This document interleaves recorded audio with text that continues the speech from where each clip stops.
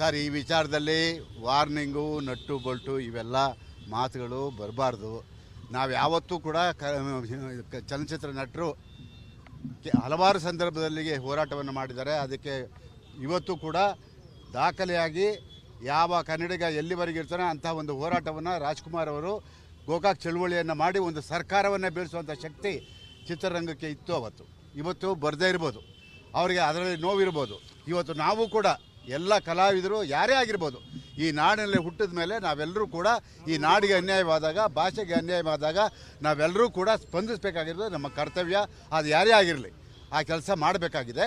ಆದರೆ ಮಾತುಗಳನ್ನು ಆಡೋವಂಥ ಸಂದರ್ಭದಲ್ಲಿ ಅದು ಅತಿರೇಕಕ್ಕೆ ಹೋಗೋದು ಬೇಡ. ನಿಮ್ಮ ನೋವು ನಮಗೆ ಗೊತ್ತಿದೆ. ಮಹದಾಯಿ ಹೋರಾಟದಲ್ಲಿ ನಾವೆಲ್ಲ ಭಾಗಿಯಾಗಿದ್ದೀವಿ ಅಂದರೆ ಚಿತ್ರರಂಗ ಕಲಾವಿದರು ಬರದೇ ಇರ್ಬೋದು. ನೀವು ಕಲಾವಿದರಿಗೆ ಗೌರವ ಕೊಡೋದಾದರೆ ನಮ್ಮನ್ನೆಲ್ಲ ಯಾಕೆ ನೀವು ಕರೀಬೇಕು?